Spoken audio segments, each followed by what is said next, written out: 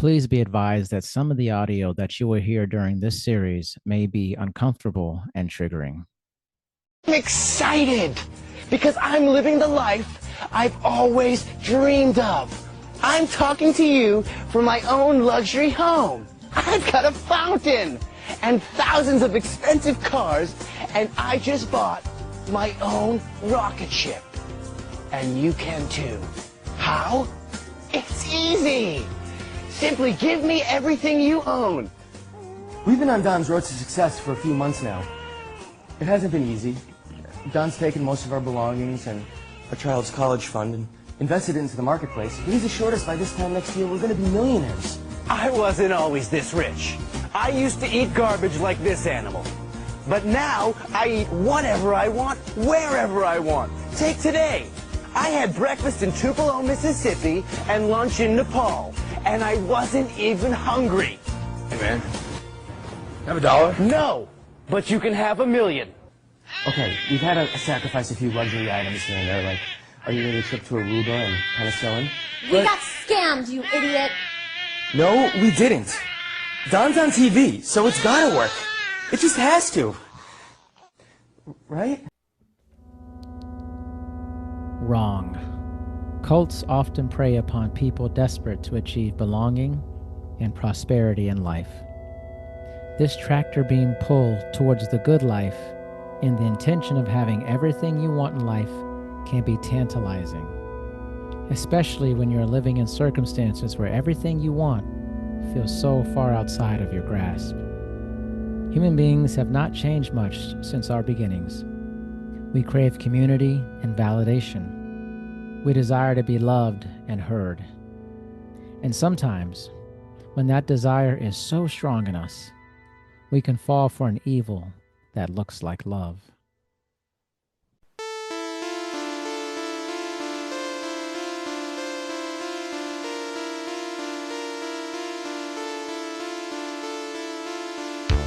I'll tell you who I am.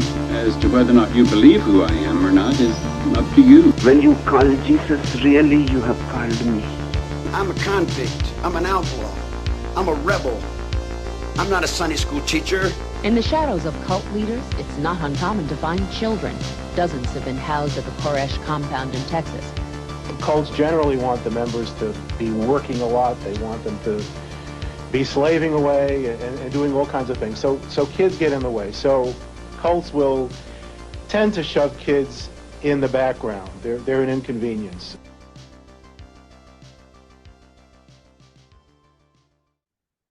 Heather's story.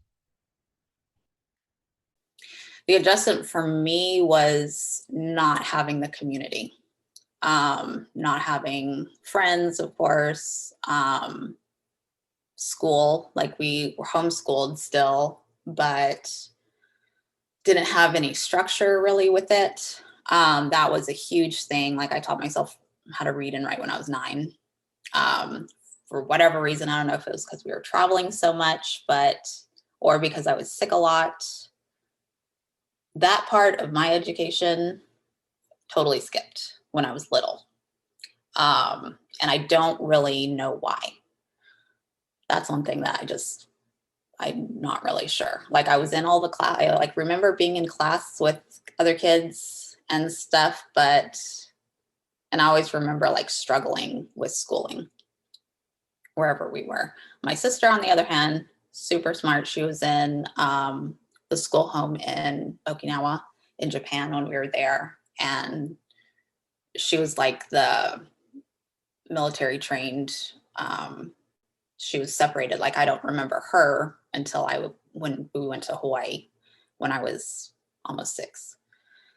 So there was a very big gap, and that was probably one of the biggest things. Was our education really suffered. I don't think my parents knew, like they didn't really have to do the hands-on stuff because of their positions and leadership in the family.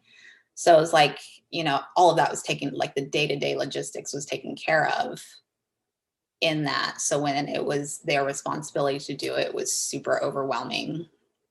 And they already had, my little brother was just born, so it was 4 kids. And, really no money, no like other than the fundraising, and like my dad's a natural born salesman, so you know, he can sell fleece to a dog, you know, so like he has these gifts and abilities, but really on paper, you know, in the secular world, you know, people don't really go off of that. So it was a struggle to get financially stable. We were super poor. And they still held on to the ideologies of the family without any balance. So there was no check and balance of personalities. And then, you know, my parents' marriage in itself was a total chaotic disaster, which got even worse. Like, they were separated probably half the time they were in the family, and for good reason. But so when it was just the two of them, add the stress and, you know, of life, was not good. So there was a lot of that. There was no buffer. There was no getting away from it. My dad was super, super controlling, and it was he became Grandpa David, of like, it was his way or the highway. Nobody argued. You didn't have an opinion on anything. Suck it up and deal with it. That kind of thing.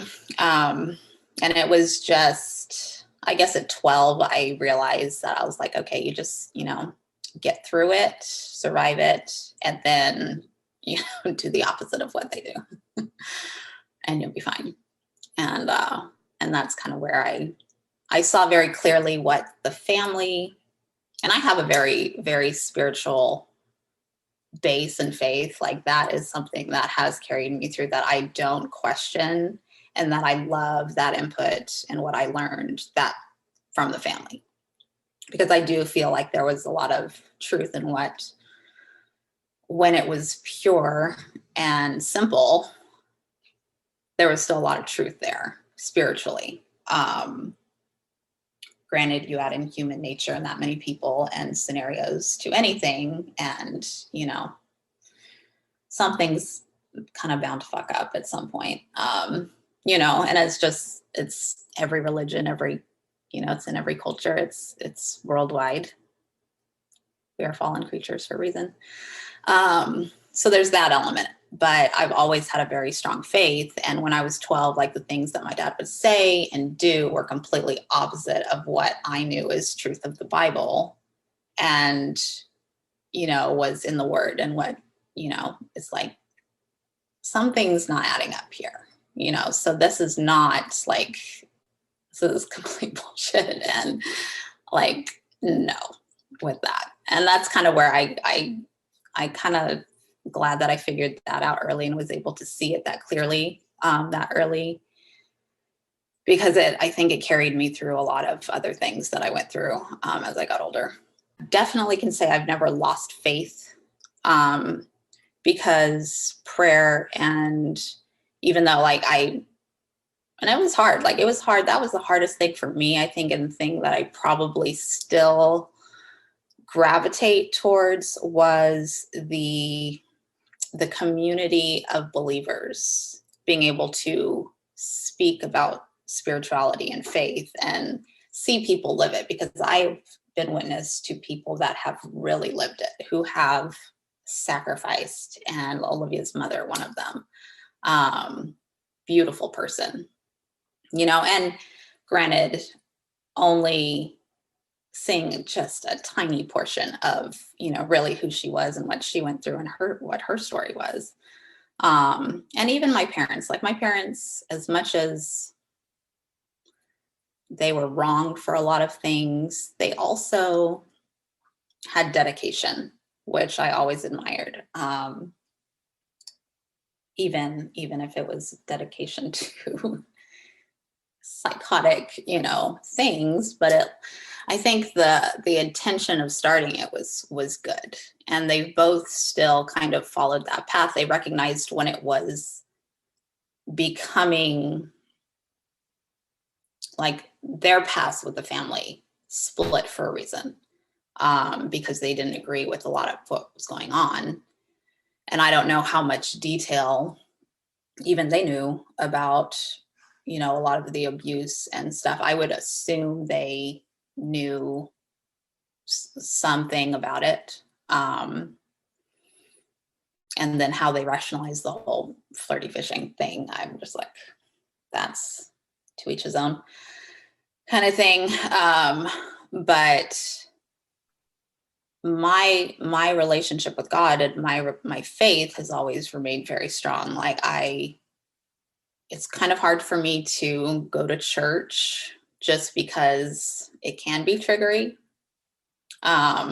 With the cliques, like with that stuff I do remember. And like when I feel like I was a part of a church for a good 7 years, sweet people, but it still had that element of the high and mighty, the, you know, just, are you practicing love? That's my base, is like, are you practicing love?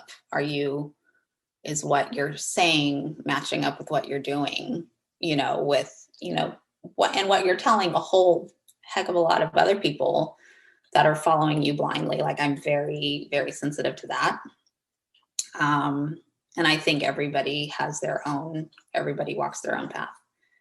My siblings, they, you know, each have their own opinion on religion and different views on it or understanding about it. We're all very different in that way. But mine has been consistent, and I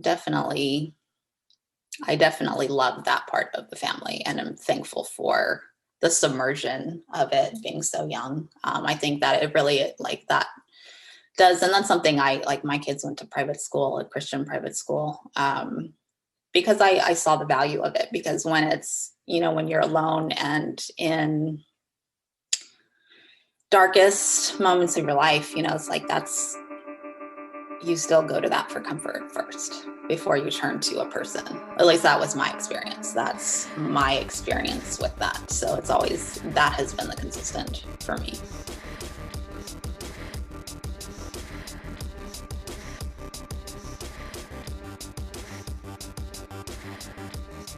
In the last episode, the ladies discuss their current life and how being in a cult has affected that. Stay tuned.